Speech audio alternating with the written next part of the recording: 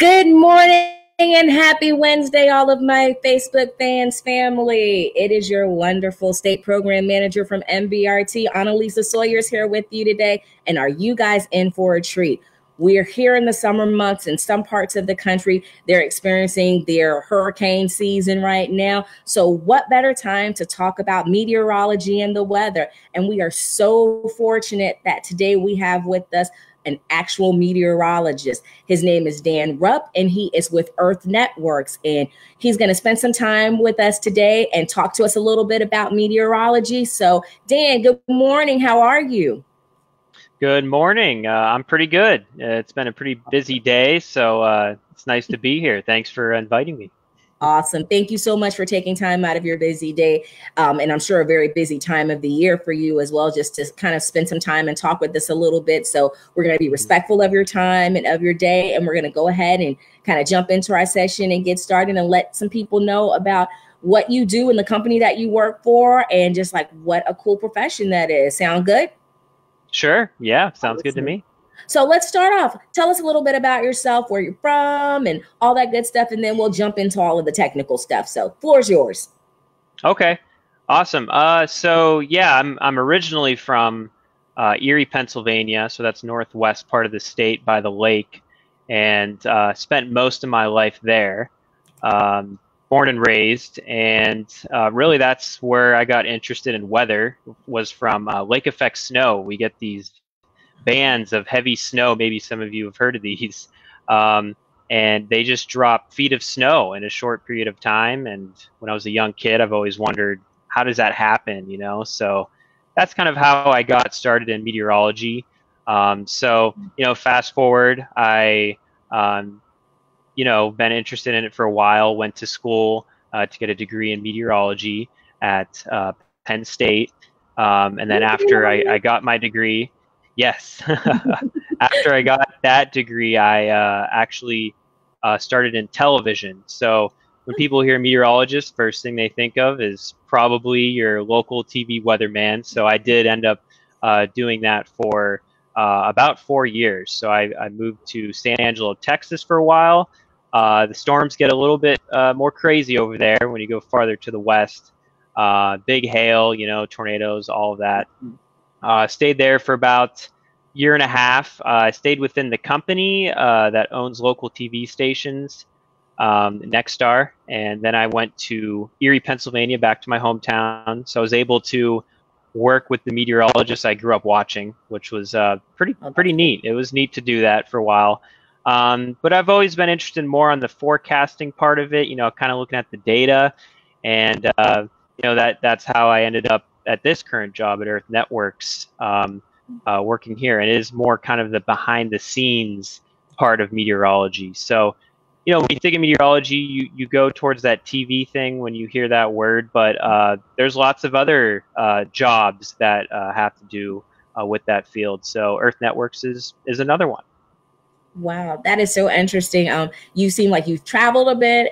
You mentioned Texas. I'm originally from Texas, and I do know how vast of a difference there is between the weather there and the weather here. But even just within the state in and of itself, out west, they get a totally different type of thing with the death storms. And like you said, the hail. And then, further south, eastern part where I'm from, we get the hurricane. So I know how that is. So that's awesome. So you mentioned you work for a company called Earth Networks. Exactly what is Earth Networks and what do they do exactly? Yeah, well, it's pretty much in the name. So we have a global network of weather sensors and lightning detectors, and basically, if you look at the maps or you see the data, you'll see there's lightning strikes around the globe, especially near the equator, and of course throughout the United States with the warm season, and people are interested in seeing that data. They want to know what the temperature is in certain areas or what storms are headed their way. So we can give access to maybe businesses that businesses want access to that data to see what the upcoming weather pattern is. So that can help save money for their business, save property, even lives. And kind of where my job comes into play is you get that kind of human perspective. We can look at the latest data. we can use our meteorology expertise to kind of get an accurate forecast for a client. And also, another example is sports teams. You know, if they want to figure out when a rain or a rain shower or a thunderstorm is headed to a stadium, they could call us and we could let them know down to the minute, literally, when that storm will arrive and how much rain they can expect. So then they can decide, you know, do we delay the game? Do we get people off the field? So that's kind of where we come into play with the whole thing. But we use that global network of sensors and lightning data to help us out with that as well. That is so interesting. I mean, just as you mentioned some of the examples, like something like a game, and people wonder how do they determine to call a game on, you know, because of rain or because of thunderstorms. So from what I'm understanding is your company basically has these sensors that other, I guess, your clients kind of feed into or get information from, and they make those determinations, which affect a larger body of people. So that is really, really cool, because that is completely different from your neighborhood local weatherman that you see on television. And I can see totally how that data would be important. So you told us a little bit about your travels and kind of how you got into meteorology, but how did you end up at Earth Networks? I mean, it's not something that I'm sure you kind of just say, hey, this is something I've heard about. It's not mainstream like that. Let me go and see if I can work at Earth Networks. Yeah. Well, you know, the kind of the first job that came up when I got out of school was television seems to have a little bit more openings compared to, say, the private sector or the government. Those are a little harder to come by. So, you know, TV was the first thing I started with, and I really did enjoy that. And it was nice because you get out of the office once in a while. You can go maybe interview someone or do a weather report outside. But really, I've always been interested in the data, you know, the forecasting aspect of meteorology. So, you know, after doing television for a few years, and even in my hometown, which was, you know, no regrets, that was a great time. But then I started looking at maybe things that are more behind the scenes to get that forecasting perspective. And not that I didn't do that on television, you know, obviously you forecast doing that, but you know, this job came up. I saw this one, and it wasn't too far from my hometown. I was like, oh, that looks like a very cool area, so, and a great job. So I ended up applying for it, and it worked out, you know. And I'm really enjoying this job so far. So that's kind of how I ended up here. Yeah. That's awesome. You said you were really interested more so in the behind the scenes. It seems like that would be considered, I guess, the science of the entire process, as opposed to, again, being on camera. I know we briefly talked about, I have a journalism background as well. And, you know, everyone thinks when you talk about television or when you talk even, you know, more concentrated meteorology, it's that in front of the camera, but there's so many other positions and so much work that goes on behind the camera to make the people on camera look good. And it's just like you said, that data, that research that goes into it that really makes the product, and the person that you see on screen a lot of times is just selling the product. No disrespect to on-air talent, but there's so much that goes on behind the scenes. So that, you know, that just highlight, I totally get exactly what you're saying. So behind the scenes, because I'm sure we all kind of have an idea of what it is, what it looks like when you're in front of the screen, but what is a typical day like for you behind the scenes? What do you know, how does you know, if there's a major storm going on or brewing, you know, off the coast somewhere, how does that impact what your day looks like? Yeah, sure. So really, once I start the day, you know, we end up having little meetings and discuss with the other meteorologists on the job, you know, the weather pattern and what clients we're going to handle for the day. And that's usually relatively short. And then once we do that, you know, I'll sit at my desk, you know, turn on all the applications I need to use, and just look at an overall weather pattern throughout this country and wherever the clients are, and kind of get an idea of what's going on at the moment. Look at satellite, look at radar, where the lightning is occurring. And then after that, you know, a lot of these clients want forecasts. So you have to start the forecasting process, and then end up sending them that forecast, and then making sure that forecast, you know, needs to be adjusted potentially or not. And then also with, say, sports teams. If they ever get calls, you want to be there to answer any questions they have about any incoming storms or things like that. Now, when things get busier, say there's a tropical system approaching the area, you have to be pretty focused. You have to make sure you try to get as much detail to the client so they can make decisions for their business. This could end up costing them a lot of money if they make a wrong move. So they want to hear meteorologists' advice so then they can make the best, most informed decision. So, yeah, when the weather gets a little intense, you get some more calls, you might get more requests for updated forecasts, so things can get a little bit more busy, and you'll have probably more discussions with your coworkers on how to handle those situations. Wow, that sounds like a whole lot of work. So given that the fact yeah, it's fun though, I enjoy it. Oh, I'm sure. I mean, but given the fact that we know, just like as the news, weather is unpredictable, it changes by the millisecond, I'm sure.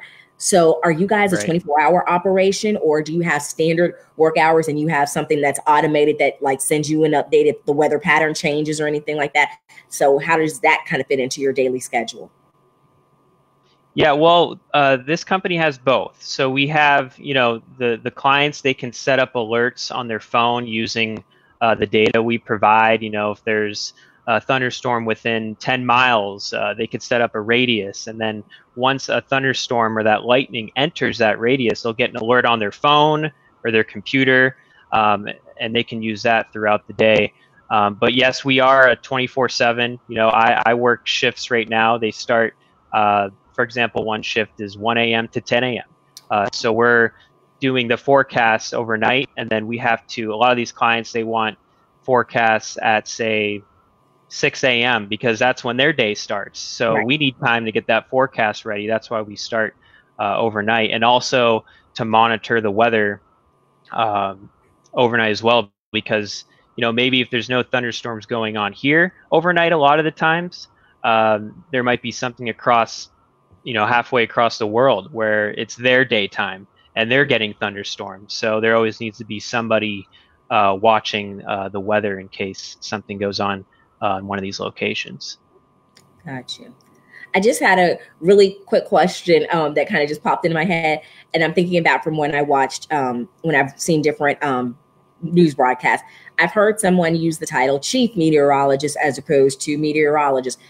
Is it just a seniority thing, or are there different skill sets that are required to be considered a chief meteorologist as opposed to a regular meteorologist, or what's that all about? Yeah. So chief meteorologist basically is, you could say, it's the boss of the weather department. And a lot of times those folks need more experience to reach that status. So I would say maybe on average, you're looking at maybe 20 plus years in a lot of these bigger TV markets to become a chief meteorologist. So, they're kind of the head of the department. They sometimes make the calls, and they, train that new meteorologists that come in. So in the, I guess, the grander scheme of things, are there different courses or things that you have to do once you become a meteorologist to kind of keep working towards that? Is there any type of endorsement or certification, or is it just an experience type thing? Yeah, so after you get your degree, there is more lessons that you can take online to further your weather experience. Say maybe you don't have as much experience in maybe, say, a tropical subject. There's things provided online for that. But maybe you've noticed TV meteorologists have little seals next to their name on the bottom of the screen. One of those is AMS, and meteorologists will have to go and take a test, and also send a resume tape to some folks at AMS, American Meteorological Society, and they review that, and then they decide whether they give you that seal or not. And that basically, just tells the viewer, hey, this guy knows what he's doing. It helps make the viewer more comfortable and know that they, the person they're watching on television can be trusted. It's not something that's necessary, but if you want to expand your knowledge per se, or possibly get more potential jobs that will help. Gotcha. That's Or good to know. television. I would say, yeah, I never really paid attention to it. I'm sure I've seen it, but I've never paid attention. But that'll be interesting to see now because, I mean, as you said, we as a society tend to kind of, look for those endorsements to make us feel comfortable, in a person that's giving us knowledge, especially in something that can affect our travel, affect our work day, affect, so many different things. So it'll be interesting for me to start watching and kind of seeing if I notice those things. So that's cool. So Yeah. we're in a pandemic right now.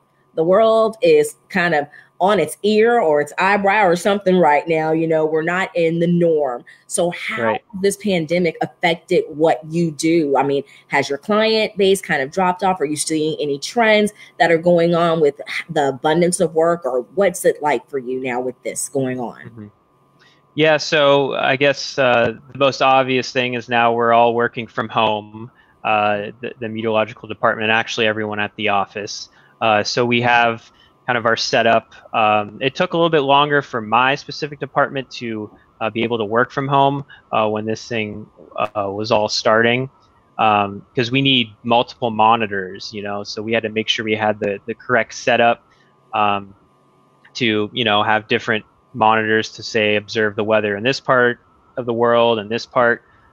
So it ended up working good. I mean, from what I'm hearing, productivity has went up working from home for some people, and things have been running relatively smooth. So everything's been good on that front. But there is some. You could say there's maybe a client or two that may not need the services right now because of what's going on, but then we've also picked up some. So, it goes back and forth, but so far business has been pretty good from working from home. It seems to have been a smooth transition.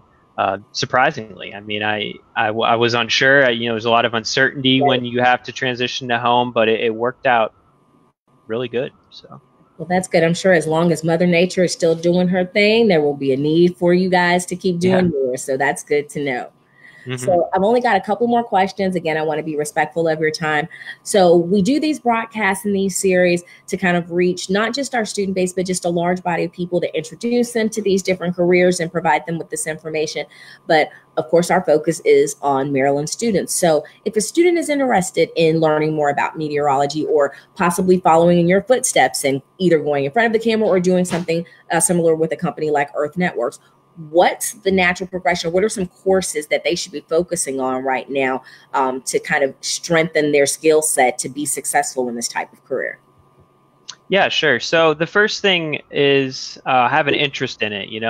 A lot of meteorologists will say that they got interested at a young age. Doesn't mean you have to be interested at a young age, but you'll just hear that a lot from meteorologists. Like, oh, how'd you get into weather? Oh, I was, I remember this day I was 7 years old, and this big thunderstorm was rolling by, and it sparked an interest.